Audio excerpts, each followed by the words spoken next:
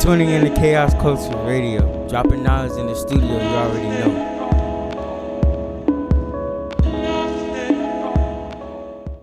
Hey, what's up, y'all? It's your girl, Corinne Stevie, and check out my song, 1111, featured on my album, CG Coast, out now on all platforms. Yee! We gon' pipe up? Yeah, yeah, yeah. We gon' pipe up? I put the music museum. I found the freedom. Thank you for tuning in to Chaos Culture Radio. Yo. The gang is back. This is a special edition. It is. You know what I mean? When they say things come full circle, things come full circle. Preach. You know what I mean? We have a special guest today. I don't even know why should I even introduce her. The originator, one of the originator of the gang is back. Yeah. I don't know. She was gone for a long time. She was gone for a long time, for like 2 years. We had like, man, we gotta search her down, bring her back. She branched off to start her own splinter group. Preach. You know what I mean? And say she was coming back to the Triple C's gang. Hakeem look like you about to get ready to cry. Culture. Let me pass your tissue. Ray, thank you. Give me one more time. One more. So we got the lovely songstress, illustrator, graphic designer, visual artist, mural artist, painter, pottery. You know what I mean? The one producer, writer, the one who wear many hats, the jack of all trades. Yes. The one who work harder than most niggas on the street. Preach. Corinne Stevie. Corinne Stevie, welcome home. Welcome home back to Chaos Culture Radio. Hey, thank you. Thank you for that lovely intro. Good time. Hey. Y'all feel like celebration, come good time. Hey, listen, I'm just coming from a birthday, so I'm definitely in the celebration mode, and I just appreciate that intro. But y'all know we family. We've been doing this, and I just been, before I even get into anything, I want to give y'all flowers as Black men in the communities and y'all voices, because I know how challenging it is being heard, for y'all to get heard. So I feel just so inspired to see y'all speaking up and telling y'all story and speaking from y'all perspective. I'm not gonna go too deep, but I will say, Hakeem Bello, has inspired me over the years. I told him this yesterday. I said he was the first one to give me my first disc, man, as a young teenager. That's Cap. He showed me, he put me on the hip hop when I was just a wee child. And it's just like, listen, I'm still on that journey. And Ron, I did want to bring this up because I was reflecting on this. And I'm gonna just go get a little deep, but 10 years ago, this makes 10 now, and I might be dating myself, but I just moved back from Atlanta, and when I started, when I came back, I was just full of so much energy, ready to didn't even really have a sense of direction. And I started going to Bible study with you and my brothers. Yes. For a short time, but I want to tell you how impactful those sessions, those studies I went to, how it's long lasting. Because when I started going with y'all for those couple sessions that I went, it was at a time when I really needed direction. I was really looking for God, for a center of stability, to find which way I wanted to go. And every time I came to those studies, it just made me feel lighter, and it made me feel whole, and me feel like I know where I was going. So I say all that to say, I kind of feel like I'm here because of people like you, because of people like Hakeem, just y'all being strong young men that keep, y'all keep God first, and y'all put that as y'all's and we support Black women. Of course. And we support Black women. That's of course. And we support Black. We put Black women first. Of course. But it's inspiring as a young woman to see men in the community that's God-fearing, that y'all just so intelligent, and just putting that spiritual part of y'all life in the forefront. Because I feel like right now that spirituality is even more so important. But 10 years ago, when I was seeing y'all do this, I was like, dang, these guys are consistent. And like, it just seemed normal to me. But in the world we in now, it's just a breath of fresh air to see and hear from y'all, hear from young men like y'all, just really putting positive energy. So I just wanted to say that before we go any deeper.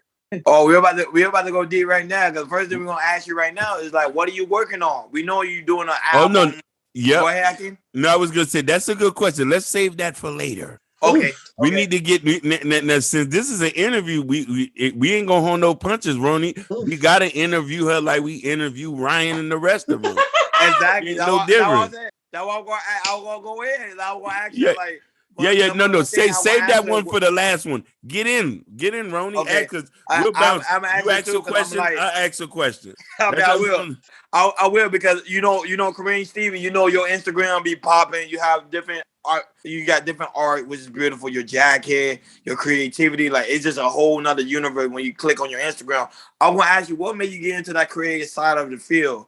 What made you become an artist? Thank you. I love that question. And it's so important, because the other reason why I wanted to do this podcast and to come back to the podcast is because I'm about the youth. Like, I want to represent to the youth, like, hey, I come from your same neighborhood, especially Miami. That's the other thing I love about this podcast, this platform. We are from Miami. We know what it's like growing up being a youth in Miami, and it'd be hard. So I feel like art is something that kind of came to me in my life as a young person, as a youth.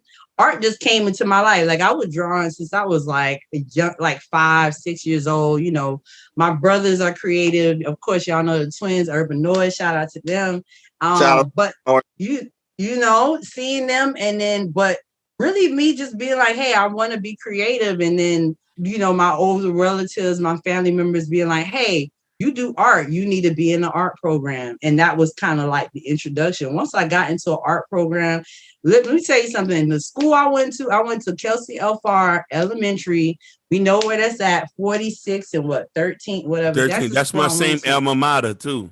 Okay. So, and we know what them streets was like in the 90s. It was tough.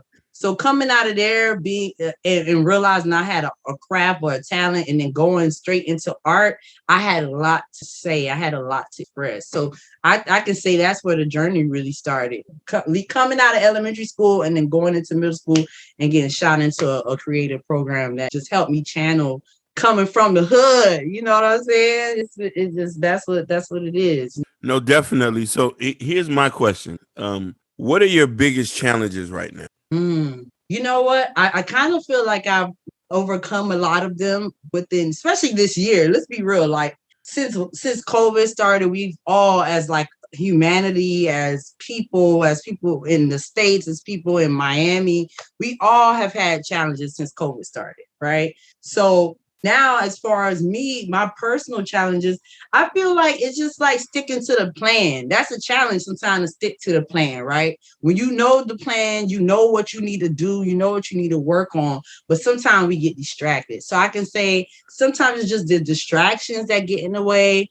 Sometimes it might be negative people that gets in my way, but I'm personally at a phase where I feel like I've kind of gotten over those hurdles. So I'm just in another place right now. I'm past the challenge. I'm like Sha'Carri Richardson. You know what I'm saying? I'm just, I'm a runner. I'm a track star. You know what I mean? I'm just getting past them hurdles. You know what I'm saying? And just doing it like that.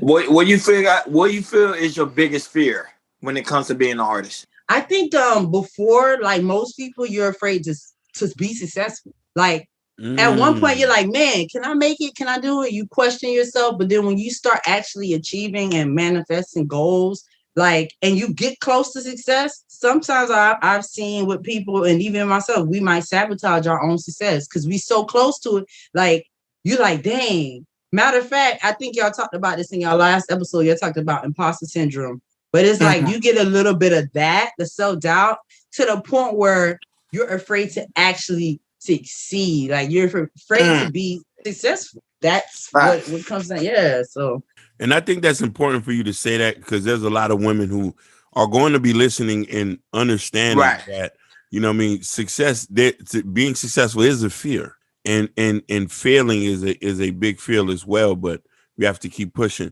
Now that's segue to that. Knowing that, what keep you learning throughout this whole process, knowing that with the whole thing about, you know what I mean, your struggles and knowing being feared to succeed, what keeps you learning? You know what? I think like I've always been a student at life. I've always just in school in general, going to school. I've always been into school. Like I've always been into learning in that sort of sense. So I feel like all those things I sort of learn in those environments, like I just bring it to reality. I bring it to my everyday life. And the more I learn, I see how much I grow from my learning. So that's why like that's what actually feeds me to keep wanting to learn, because there's this growing process that happens. You know, like with gardening, for example, not to go deep, but through the pandemic, a lot of people got into gardening just as a therapeutic thing. And as I'm learning how to garden, plant seeds, till the land, I'm starting to see stuff grow. And I'm like, oh, it's growing because I watered it, I put it in the right place, I did certain things, I gave it the right food. And when I see the growth, it makes me feel good. So I think that's what keeps me continuing to learn, because I know that on the other side of learning is results. But do you feel like it's more hard as a Black woman to succeed than a regular Black man? I think we all got our struggles. I think we all got our struggles. Black men have their struggles. Black women have their struggle. Woman has her struggle. You know, everybody has some sort. Elderly people have a struggle. Handicapped people have a struggle.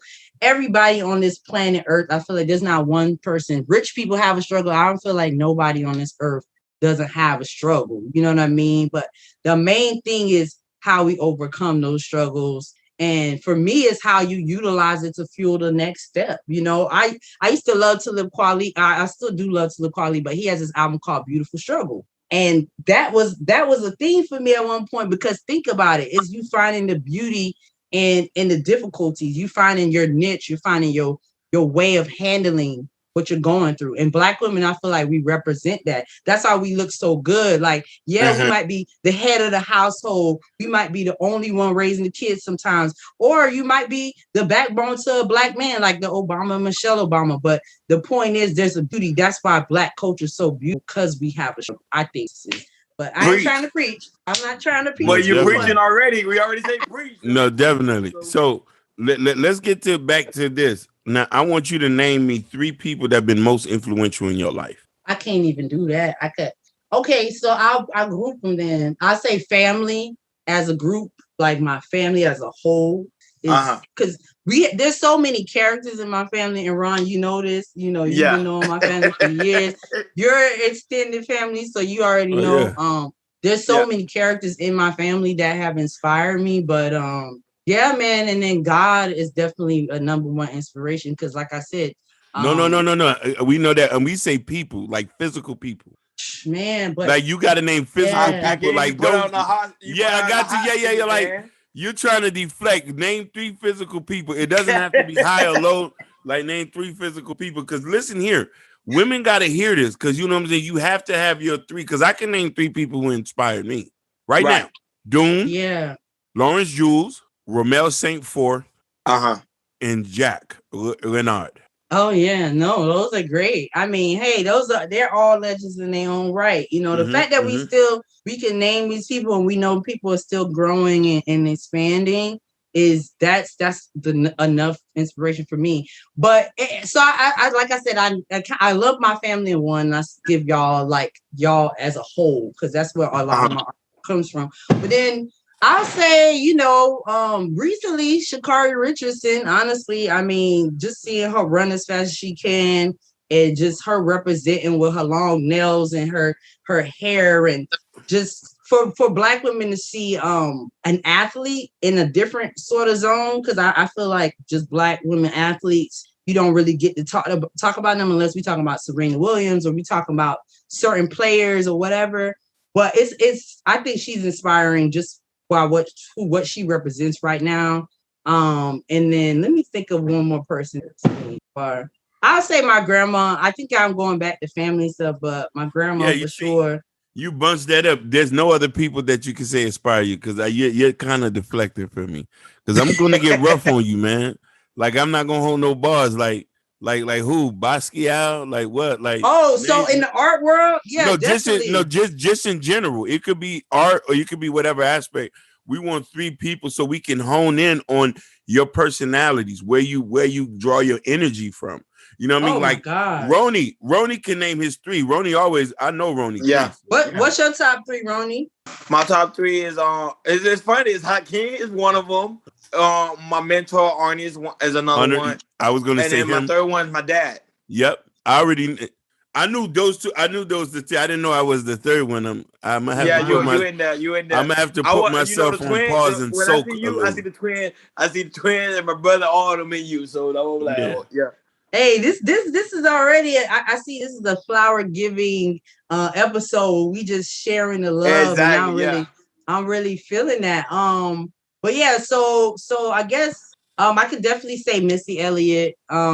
As far as artists, I can also say Jay-Z. I still study Jay-Z to this day. Oh really? You study Jay-Z to this day? We went to the concert. Remember, Hakeem, we went to the concert, 2 years ago? 2 years with like Jeffrey, that? but she goes a little bit deeper. She actually buys the books. She actually really? I didn't even know that about her. No, she goes like, I can vouch for her and say she's an actual Jay-Z fan. No, but I always thought the twins was a Jay-Z fan, heavy Jay-Z. They are. No, definitely. they are, but wow. To be honest with you, the twins are more of a pop fan, like Lana Del Rey. What's the girl from London? Adele. Like they love Adele. Yeah, they're into stuff like that. They're into more like contemporary music. You know what I mean? Wow, that's very different. Wow. Yeah. I definitely I dig deep into artists. Recently I've been getting back to Michael Jackson. Just his artistry and the span of his career. I know he's one of those characters or entertainment icons that people, you know what I mean, kind of throw him around, but they gotta think this guy was, when he started, he came in with the Supremes, like Diana Ross. Yeah. That's how long that man took, to the point where our generation, we fell in love with him after he already had hits and he was already who he was 5 times over by the time we knew about him. So I've been recently diving into his artistry. And then I think back to when I was in high school, I saw Michael Jackson at the mall. I saw Michael Jackson. This is before this man was gone. I seen him at Aventura. I was at the mall with my friends in high school. And he was like in one of these stores. I guess he's buying toys for his kids or whatever he was doing. But this man was in the mall. Like, so. Damn. What an artist. That's what I really wanted to see. But him and Prince. Those always. Oh my God. Yes. Iconic. So I really look at, I look at the icon, like, you know, the artists, the true artists that they're in, you know, down to, it's about everything for them. You know, it's how they live. Their artistry is their life. So those are the people I really look at. But I could name a list down. Virgil Abloh, he's the guy who worked with Kanye. Now he's the head of Louis Vuitton men's wear or whatever. I think he's amazing what he's doing in the fashion world. So my inspirations go all over. I like visual artists. I like hip hop artists. I like electronic artists. I go all over. So I hope that helps. I'm not trying to deflect because I just know I can talk, and so I'm trying to get some questions. No, that was a good answer. Yeah. I was gonna ask you too. Did you just recently come back from a tour? Ooh, man, it's been a while, but I do try to keep myself traveling. This is something that me and Hakeem always talks about, the dream of a nerd that's traveling and being able to just be in different places that you love. I have been doing a little travels here and there. But the last time I was on tour would have to 2016. But what I did do recently was I traveled to California last year during the pandemic to shoot a documentary art film that, Hakeem, when you talk about challenges, you know what, for me, so getting into the film world, like, because I've played around with it, and Ron, I know you've been heavily in the film world. And before I even go into the depth of that, I wanted to shout you out for me and you were both in Love and Hip Hop Miami. Correct. Last year.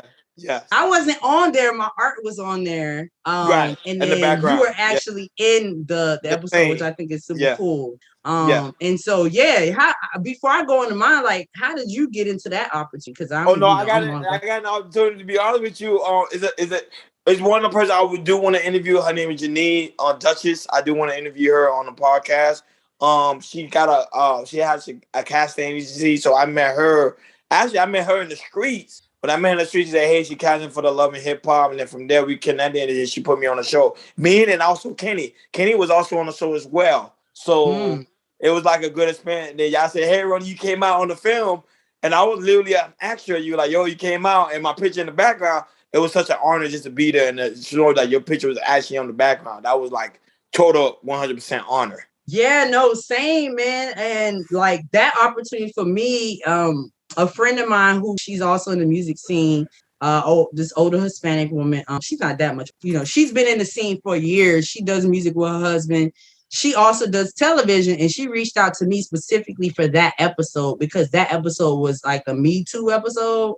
It had a lot to do with woman empowerment. Correct. I don't know if y'all remember Tawanda Burke. I don't want to say her name. She's the woman who started the Me Too movement. Is Black woman who actually kind of started that hashtag. She was in that episode as well. It was like a really deep episode. But anyways, this woman reached out to me and she was like, "Yo, I want your artwork. We want to really give a platform for women to tell their stories, Nice.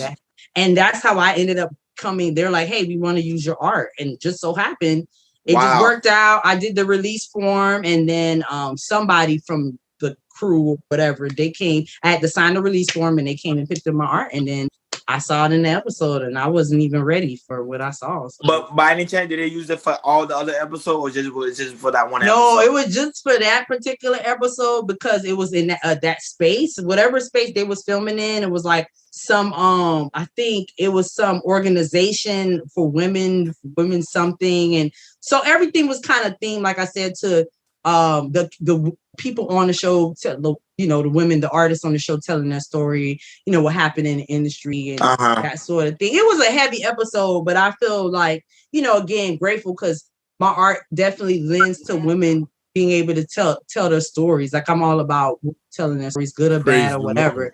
Just praise the Lord. Say where you coming from. You know what I'm saying? So, but yeah, it was just that episode. So to get back to my experience real quick with doing a bigger production on my own, it was crazy. So just long story short, me and my homegirl, who's a filmmaker based out of San Jose, she's been doing documentary work for years. That's what she got her graduate in, is on film and all that stuff. So I teamed up with her and we literally shot this project in 7 days in 3 different locations. So literally we shot in the Bay Area, Oakland, we shot in San Francisco, and then we shot in San Jose, which is where she's from. And because she knows the area, that's her thing, we were able to pull it all off in 7 days. And let me tell you something, it's the craziest thing I ever did. But I learned so much from the process. Hakeem hears about it every day. He's seen the project already.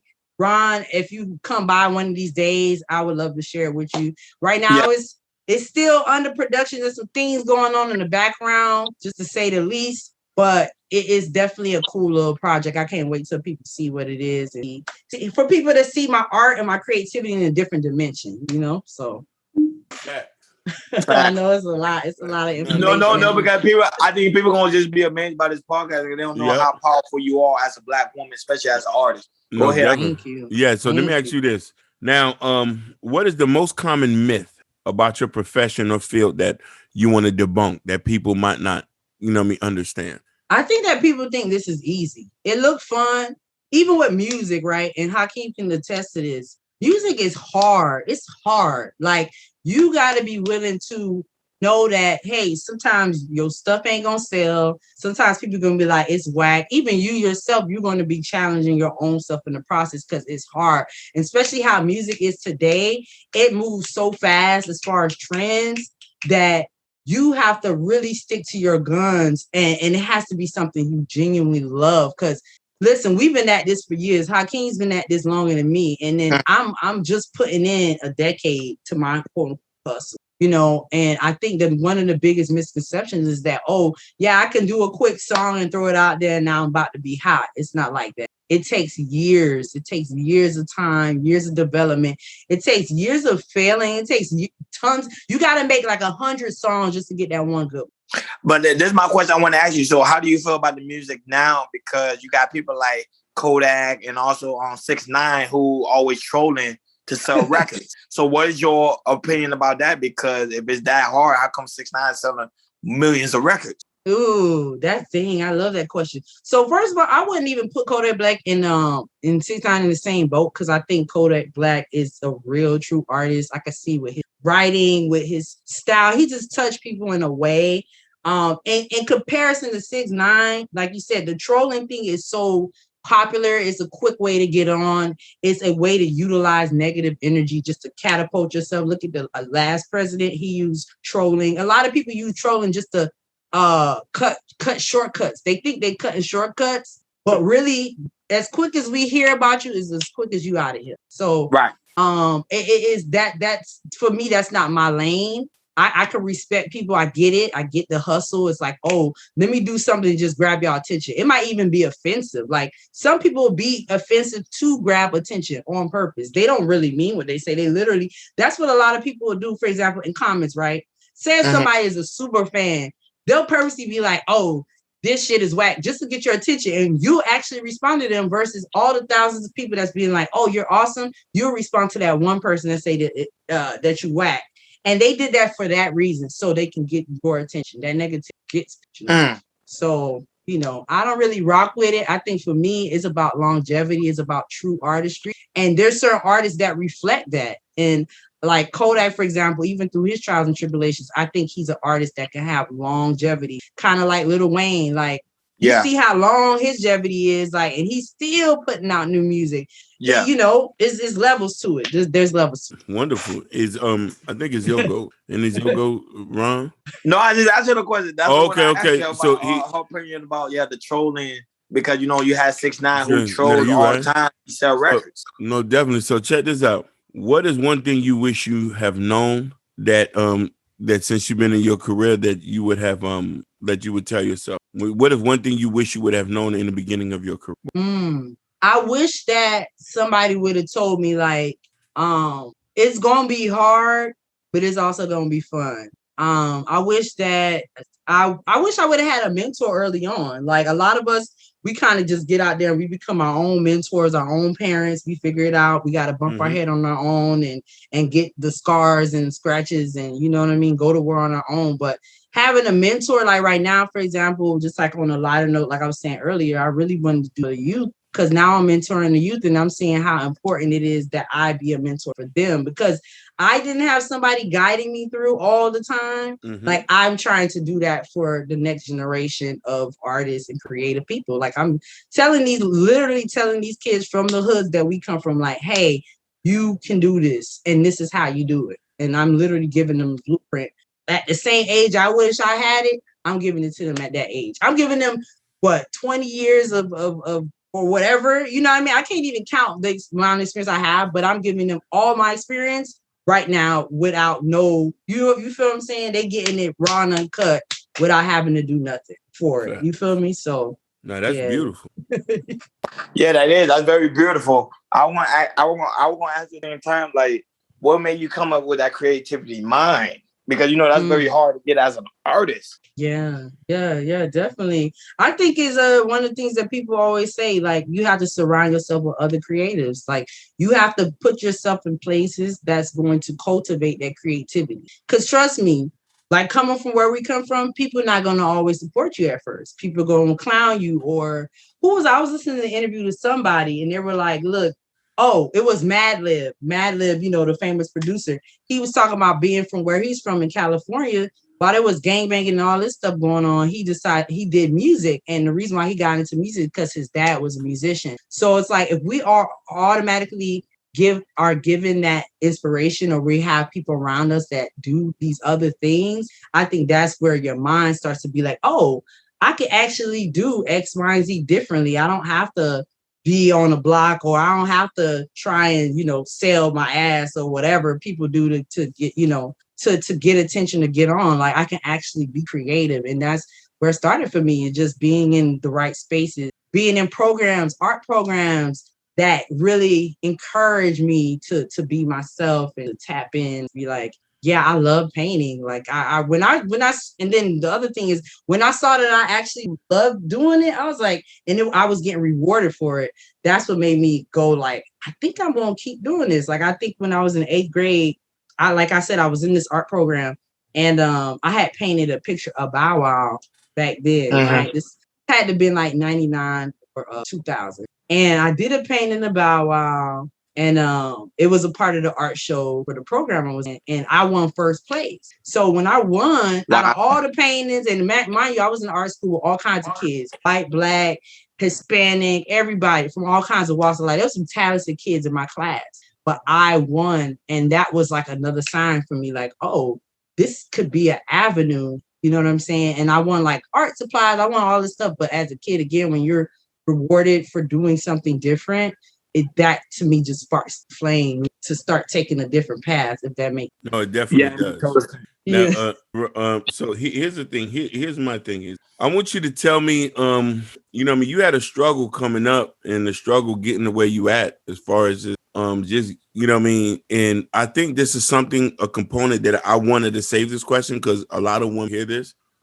What resources that you can name offhand that helped you get the way you got to here? And it could be general music, art, or you can encompass all that. Because I think a lot of people might be in a space where they want to start something and don't know where to start, and they don't know what resources look into to get to where they need. Yeah, definitely. Like I know I keep saying this, but I feel very blessed to have a creative family. We always talk about building a team, right? And you find that how important it is to have a team. Now, I think that people think your team should look a certain way. Like you have to choose friends, or you have to choose co-workers, or you have to, and your team might end up being people that is literally you are family, or your team could really be anybody. And I found throughout my journey who my team was. Now, like I was a part of a band, and I had a team that kind of formed around this band. Once as an independent artist, it's like, hey, I start to see like, who do I really gel with, right? Who really holds me down in different aspects? And like when it came to the creative side, I had to say Urban Noise, right? I could call on them anytime I needed the music, beats. A lot of artists don't have access to music. Now, over these recently years, I'll give it to Hakeem, where it's like, hey, he's done music. He understands the other side of the game that I didn't understand. So he's a person that I can talk to and be like, hey, I'm thinking about doing this kind of move. What do you think about this move? And that for me is when I started to realize who are my team, who's my key players that I can go to for different aspects of building my career or my creativity. As far as my art, I could say, you know, I have my best friend Kendrick, who's in New York. He's another Miami. Well, he's from Miami, but now he's a New York-based artist. He's been my manager for a couple of years back in the day. But he was a big resource for me because he's very smart when it comes to computers and making websites and promoting. So I learned a lot from him. So I can say there's just different people along the way that I found we just gelled very well, and we had like mind. And those, I consider those people being my resource. You know what I'm saying? But then, you know, and then I went to college too, so I understood the power of like being a part of an institution and being an alumni to a school. You have those actual resources you can call up and say, "Hey, I'm trying to get a job here. I'm trying to do this." So I just try to, you know, use my community, use the people in my community as my own. And I love the way how you, the fact of how you say using people around you. I think most people need to understand that there's all good tools to utilize to make you powerful. Like you're a perfect example of someone who's powerful, especially a Black woman, to see. Like that's lovely to see. Now we're gonna put you on the hot seat. I was gonna ask you, are you dating anybody right now? Oh my God, you're a good-looking woman. You know, a lot of men probably hitting up your DM. They know you're an artist. So are you dating anybody right now? How can you forgive me? Hey, listen, hey, listen, don't get nobody killed. Listen, all right, so I say forgive me. I have to be honest. I am dating myself. I'm working on myself. It's been some years. I have to say in our community, especially when it comes to just therapy, dealing with our own traumas, we all have our own traumas. And I just been in a phase in my life where it's just important to really like work on that part, you know, like, it's like, yeah, it's nice to be in a situation or a situationship, blah, blah, but when people got their own trauma, you got your own trauma, and then y'all getting together to create more trauma, I don't want no parts in it. So I can say it's been more about just working on myself and seeing what the universe brings into my life. But I'm not so much focused on like building those sort of relationships at the moment. I'm like, hey, if it happens, cool, but I'm just doing me. And it feels good. It feels good to really be at this point. And it just feels liberating. And I think it's important for women, for just Black people in our community. We have a stigma with like working on ourselves, not a stigma of working on ourselves, but really just getting that extra help to clear out some of the old things that we have dealt with over the years, and we bring that into our relationships, we bring that into our jobs, we bring that into our life, and then we just keep trailing on this mud of trauma. Hakeem, we talked about this, and I know y'all get into this. This is why I love y'all podcast, because as Black men, y'all really just let y'all guard down, and y'all kind of let women into how y'all think about things. Mm-hmm. And I think it's just important for us to be able to have these conversations, even with Kevin Samuels, just to have the conversation to be like, hey, when you're younger, it's like, I'll date anybody, da da da da da. But as you start to mature, you kind of want something specific, but the only way you can get to a better, healthier relationship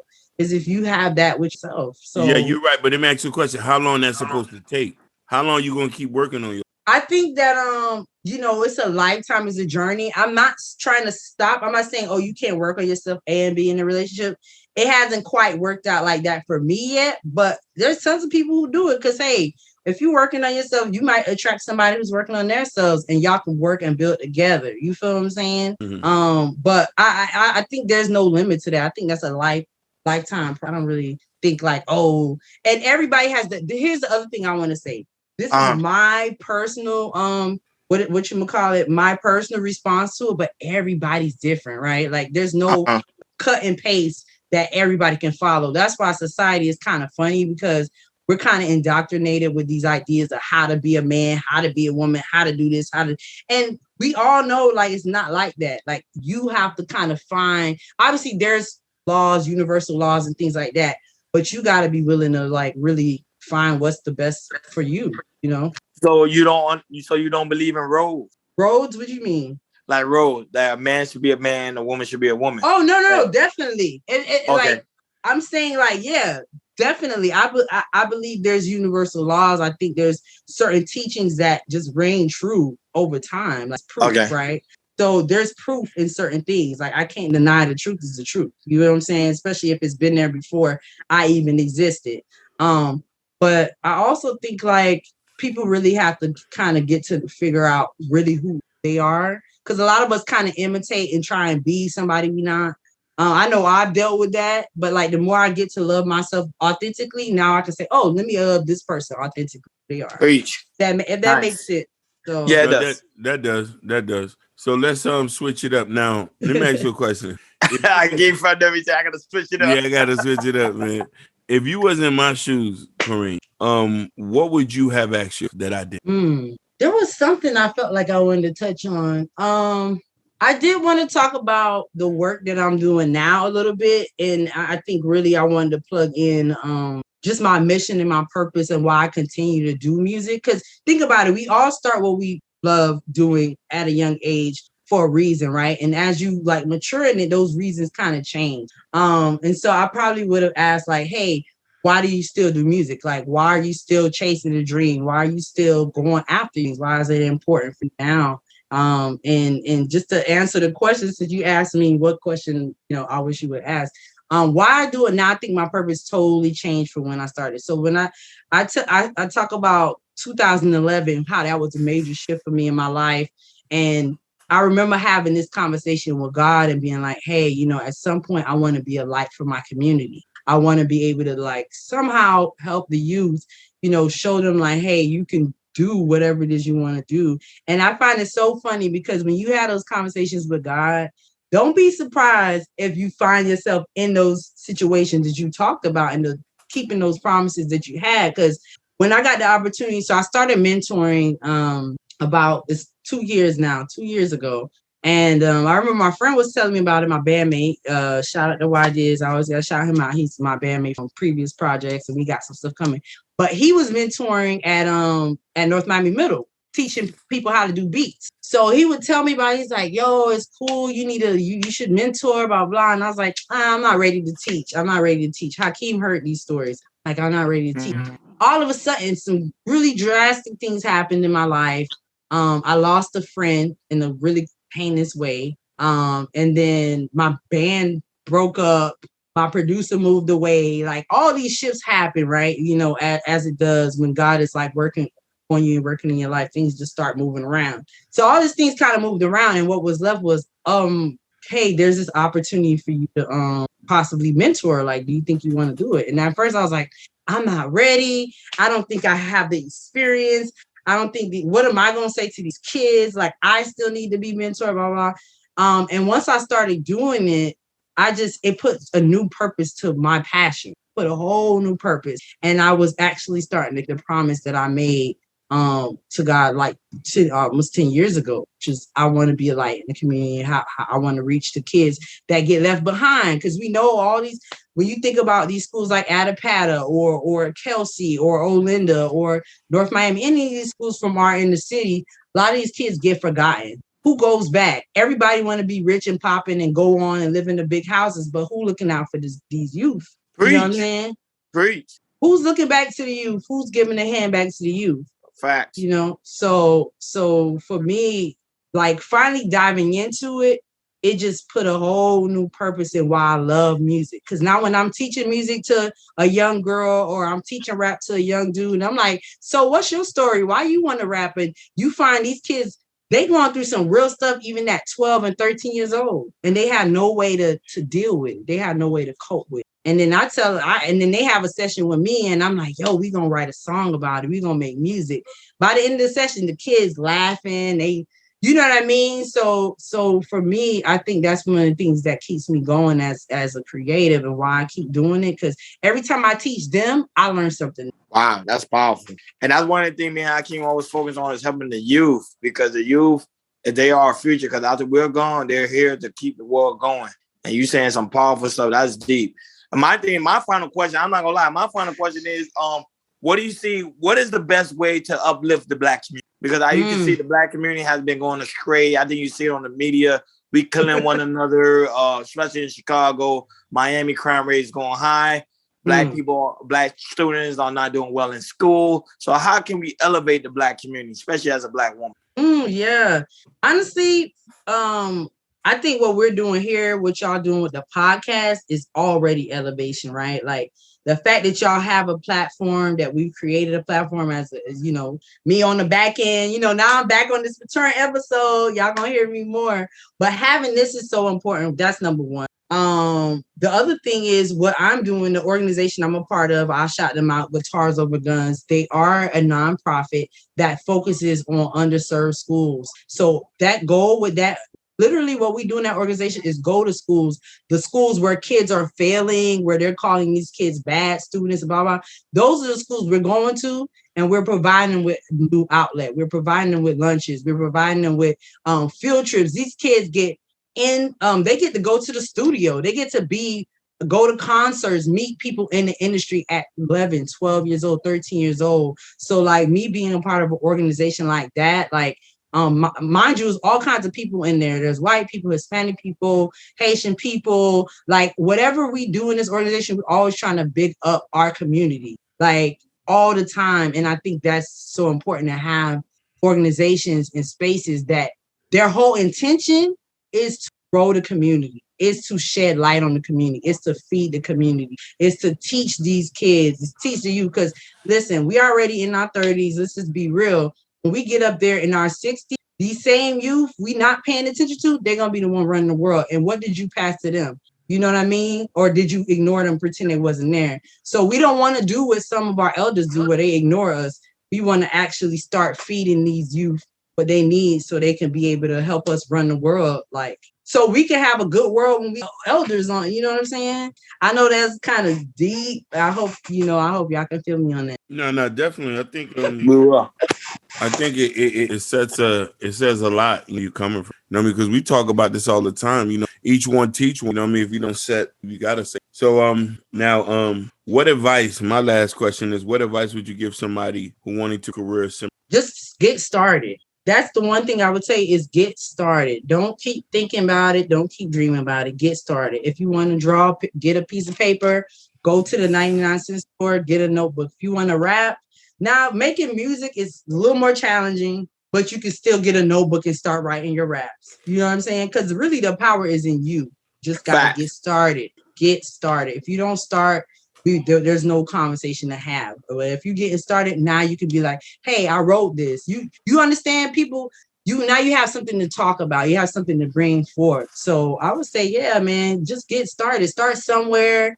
And then once you get started, you'll see the magic happen in front of you. God plants a seed and gift in everybody. You just gotta leave and start with that gift. Start tapping into it. Start getting into it. And so, Corinne, how can the people find you? Where can they look for you at? Yes. Thank you. Yeah, you can find me at on Instagram at cstevie.arts. So that's CSTEVIE.ARTS. cstevie.arts. I'm sure when we post this on the Chaos Culture Radio page, I'm going to tag them. They're going to tag me. So you'll find me that way. But I also have CorinneStevie.com, where is my portfolio. You can see my visual art. You can see some of the things I've been working on. And if you even Google me, you'll just see me on the search engine doing what I love, doing art, and just connecting with the people. And I just want to thank y'all. I know it's been a long time coming for me coming back to the podcast. Like I said, I'm just so proud to see Ron, what you've been doing, Hakeem, of course, with your many talents and gifts, the way you tap in and uplift so many people in the community. I'm just so inspired. Real quick, I gotta tell y'all some of my favorite episodes I've heard so far. Okay. Before we sign out, I love the Ghostwriter episode. I think that when y'all did the Party Line episode, that was hilarious. That was crazy when y'all had all the different conversations. The Farm Boy episode was really classic. The Danity Kane, of course, I'm sorry, I'm losing her name at the moment. D Woods. That episode is classic. I mean, obviously, when y'all talk about relationships and y'all just have that platform, y'all talk to the women up close and personal, about spiritual stuff, about being submissive, all that stuff. It's just all amazing, and it's just really cool to know, like, family, to know my family is doing this and to see y'all building like this. And I can't wait to see where we go. Like, imagine where we came from and where we at now. It's just like the sky's the limit. So hey, you already know we already got your seat ready for you. We got the slot ready for you. So anytime you want to come on in, come right on in. Right, Hakeem? 100%, man. You know, the spot was never the seat was never filled. A couple people came and warmed it for you with their fat asses. Yeah, exactly. Oh, Lord. You're always welcome. Because we would be like, where's she at? She's coming soon. And look, you here today. So that being said, KI Culture Radio, Hakeem. We are out. Peace. Out of here. Love y'all. Man, I just appreciate y'all just listening. Stay tuned for the next episode.